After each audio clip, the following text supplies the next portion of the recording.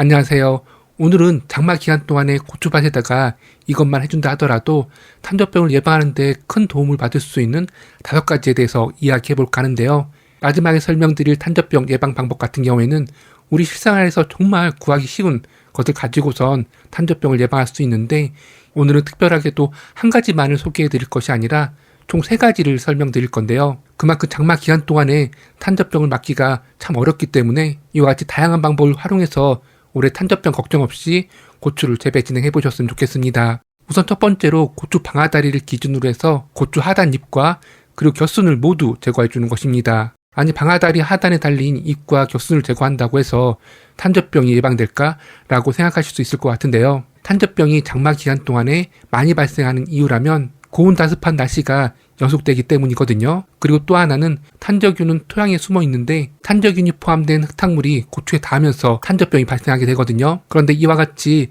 방아다리 하단부를 깨끗하게 비워놓게 되면 빛이 잘 유입되는 것은 물론이고 통풍도 잘 되다 보니까 두 상당히 뽀송뽀송하게 유지되거든요. 그리고 비가 올 때 어김없이 흙탕물이 고추대에 닿게 되는데, 기존의 방아다리 하단 밑으로 잎과 겹순이 무성하게 자라 있다면 잎과 겹순을 타고선 고추에까지도 흙탕물이 튀기 때문에 장마가 시작되기 전 또는 장마가 시작된 직후에 꼭 방아다리 하단 밑으로 자란 잎과 겹순을 모두 제거해 주셔가지고 하단부를 깨끗하게 비워주시면 좋습니다. 다음으로는 고추 지지대 설치와 고추끈 누르기인데요. 이 부분 또한 직접적으로 탄저균을 방지하는 것은 아니지만 예방 차원에서 지지대를 잘 설치하고 그리고 끈두르기를 잘 해두게 되면 장마 기간 동안에 고추대가 도복되는 것을 막아주기 때문에 탄저균이 있을 토양에 직접적으로 고추대가 닿는 것을 막아주는 것은 물론이고, 고추 수확량 차이에도 지대한 차이가 일어날 수가 있기 때문에 아직까지도 지지대를 설치하지 않았거나 또는 지지대를 너무 넓은 간격으로 설치했다면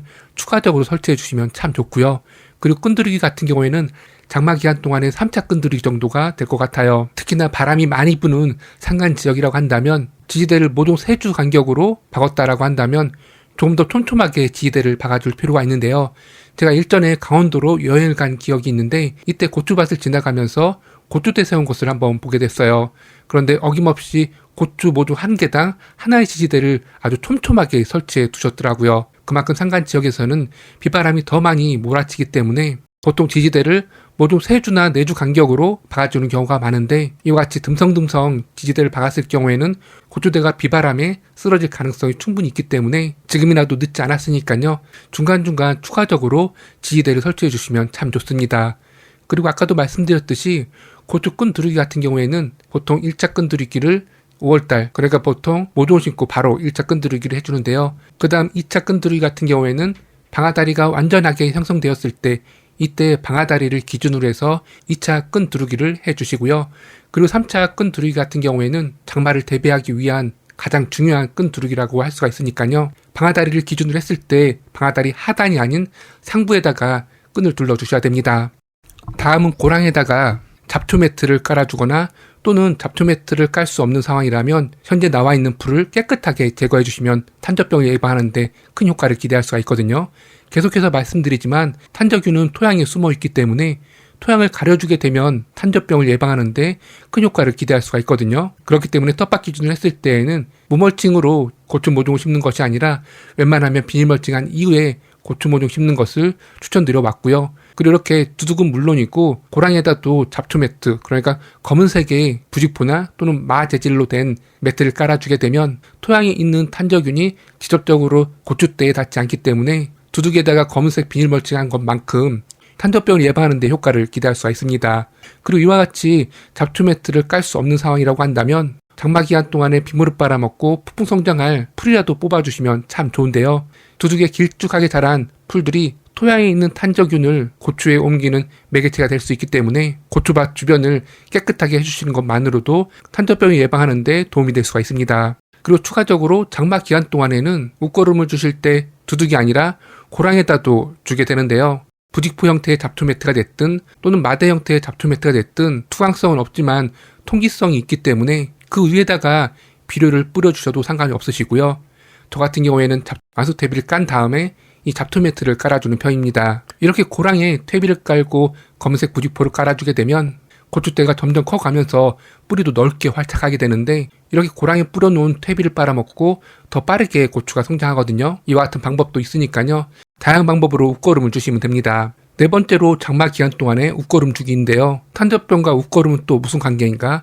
라고 말씀하실 수 있을 것 같은데요. 건강한 고추가 병에 대한 저항성이 높기 때문에 고추를 큼직하게 키우기 위함은 물론이고 각종 병해를 막는 데에도 이 웃거름은 필수가 될 수 있기 때문에 적기에 이 웃거름을 주면서 고추 재배를 진행해 주신 것이 바람직합니다. 그리고 이 시기 하게 되면 3차 웃거름을 주기 딱 좋은 시기거든요. 보통 고추 웃거름을 고추 모종을 심고 2주에서 3주차 정도에 주게 되고 그 이후부터는 한 달 정도 간격으로 웃거름을 주게 되는데요. 딱 이때가 고추 3차 웃거름 주기 좋은 시기니까요. 장마 기간 동안에 3차에서 4차 이렇게 웃거름을 주시면 좋은데 보통 장마 시작된 직후와 한 달 정도의 장마가 이어지고 장마가 끝나는 시점 이때쯤 웃거름을 준다고 보시면 되는데요. 날짜로 본다면 6월 말 정도에 3차 웃거름을 그리고 7월 말 정도에 4차 웃거름을 준다고 보시면 됩니다. 그리고 이렇게 3차에서 4차 웃거름을 주실 때 칼슘이 포함된 웃거름을 주시면 참 좋은데요. 특히나 오늘 주제가 탄저병에 대한 이야기이다 보니까 더욱더 이 칼슘을 중요하게 말씀드릴 수밖에 없는데요. 이 칼슘 성분은 작물의 세포벽을 견고하게 만드는 핵심 성분이기 때문에 칼슘 성분만 적기에 잘 준다 하더라도 각종 병해를 예방하는 데 큰 효과를 기대할 수가 있거든요. 그렇기 때문에 혹시라도 가지고 있는 웃거름 비료 중에서 칼슘이 일부 포함된 웃거름이 있다면 이와 같은 웃거름을 주시면 더 큰 효과를 기대할 수가 있습니다. 그런데 텃밭 기준으로 했을 때에는 이렇게 다양한 비료를 가지고 있지 않을 가능성이 상당히 높은데요. 그래서 제가 영상 말미에 우리 주변에서 쉽게 구할 수 있고 또는 쉽게 버려지고 있는 것을 가지고선 고추에 정말 좋은 칼슘제를 만들 수가 있는데요. 이 방법에 대해서 소개하도록 하겠습니다. 마지막으로 장마 기간 동안에 탄저병을 예방할 수 있는 직접적인 이것들에 대해서 이야기해 볼까 하는데요. 총 3가지를 설명드릴 건데 3가지 방법 모두 다 텃밭 기준, 그러니까 자가 소비용일 경우에만 활용해 보셨으면 좋겠고요. 전문 농가의 경우라면 지방별 농업기술센터에 방문하셔가지고 더욱더 과학적인 방법으로 이 탄저균을 예방해 보셨으면 좋겠습니다. 그러면 첫 번째 방법부터 설명드려보면요. 바로 식초인데요. 식초는 텃밭 가꾸기 서적에 많이 나오는 탄저균을 예방할 수 있는 재료 중에 하나라고 많이 소개하고 있거든요. 그런데 희석 비율에 약간씩 차이가 있는데요. 어떤 책자에서는 500배 희석을 추천하기도 하고 어떤 경우에는 100배나 200배로 희석해서 뿌려주는 것이 좋다라고 하는 경우도 있는데요. 제 경험을 비춰봤을 때에는 물에 200배 정도 희석해서 사용하는 것이 안전할 것 같고요. 특히나 이와 같은 재료를 가지고선 텃밭에 활용해보지 않았다면 이보다 더 많이 희석해서 말 그대로 200배가 아니라 500배까지도 물에 많이 희석해가지고 뿌려주는 것을 추천드립니다. 이후에 어느 정도 경험이 쌓이고 약해가 없다는 것을 확인하셨다면 그 이후부터는 조금 더 식초를 많이 넣고 희석 비율을 점점 높여가시면 되는데요. 저의 경우 가장 진하게 고추밭에 뿌린 경험이 있는데 100배로 희석해서 뿌려본 경험도 있습니다. 그렇지만 개인적으로 권장드리는 희석 비율은 200배에서 500배 정도니까요. 이 안에서 조절해서 사용해 주시면 좋을 것 같고요.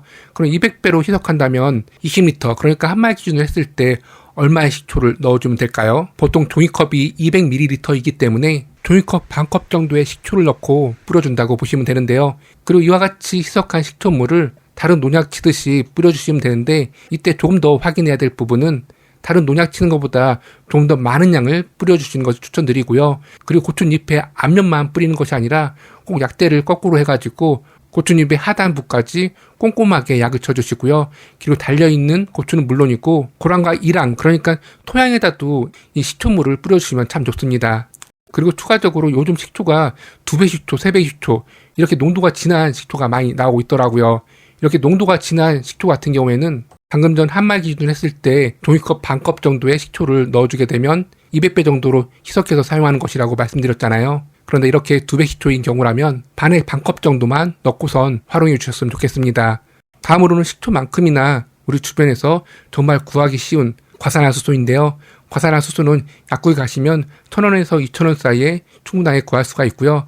그런데 공업용 과산화수소가 있는데 이 공업용 과산화수소 같은 경우에는 농도가 너무 진하기 때문에 웬만하면 약국용 과산화수소만을 사용해 주셨으면 좋겠고요. 식초와 마찬가지로 물을 희석해서 사용해 주시면 되는데 저 같은 경우에는 치료 목적으로 할 경우에는 100배로 희석해서 사용하고 있고요. 그리고 예방 차원이라고 한다면 200배로 희석해서 사용하고 있습니다. 그렇기 때문에 식초와 과산화수소 희석 비율이 헷갈린다 하신다면 그냥 200배만 기억해 주시면 될 것 같아요. 그리고 그 200배가 한 말 기준으로 했을 때 종이컵 반컵 정도가 되니까요. 이 종이컵 반컵을 기준으로 해서 좀 더 많이 넣기도 해보시고 좀 덜 넣기도 해보시면 될 것 같습니다. 식초 희석액을 뿌리는 것과 마찬가지로 과산화수소 또한 고초의 잎과 줄기 그리고 열매에만 뿌리는 것이 아니라 꼭 토양에다도 많이 살포해 주시고요. 그리고 일반 농약 살포하는 것보다 좀 더 많은 양을 살포해 주셨으면 좋겠습니다. 제가 오늘 이렇게 두 가지 재료를 설명드린 이유라면 아무리 좋은 약이라 할지라도 한 가지만 사용했을 경우에는 그 효과가 점점 떨어지는 경우가 많거든요. 그리고 친환경 재료 같은 경우에는 일반 농약같이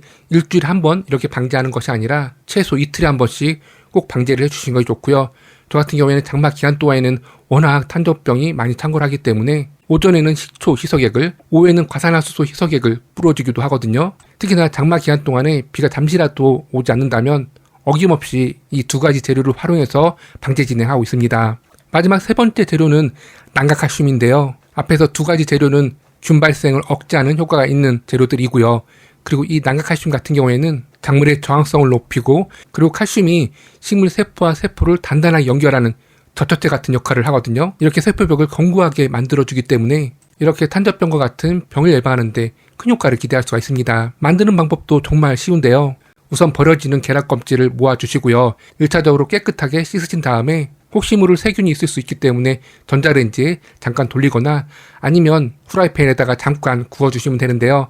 이와 같은 방법으로 세균을 최대한 없애고 곱게 갈아가지고 곱게 간 계란 껍질 1대 식초 10을 섞어가지고 일주일 정도 숙성시켜주게 되면 친환경 칼슘제를 만들게 됩니다. 그리고 이와 같이 만들어진 칼슘제는 250에서 500배 정도 희석해서 뿌려주시면 되는데요. 이와 같이 칼슘제를 관주가 아니라 연면시비 하게 되면 그 효과를 바로 볼 수가 있기 때문에 장마 기간 동안에 아까 말씀드렸던 두 가지 희석액은 물론이고 이와 같이 난각칼슘을 뿌려주게 되면 탄저병을 예방하는데 그 효과를 배가시켜줄 수가 있습니다. 이렇게 해서 오늘은 장마 기간 동안에 이것만 해준다 하더라도 탄저병을 예방할 수 있는 5가지 방법을 소개해드렸어요. 사실 매해 같은 자리에 고추를 심었거나 또는 이와 같은 방법으로 일주일에 한 번만 뿌렸다고 한다면 그 효과를 보기 어렵겠지만 고추를 연작 재배하고 있지 않고 그리고 장맛비가 소강 상태일 때 아주 꾸준하게 뿌려준다면 그 효과를 충분히 볼 수 있으니까요. 올해 장마 기간 잘 나셔가지고 다른 어떤 해보다도 더 많은 고추 수확 진행해 보셨으면 좋겠습니다.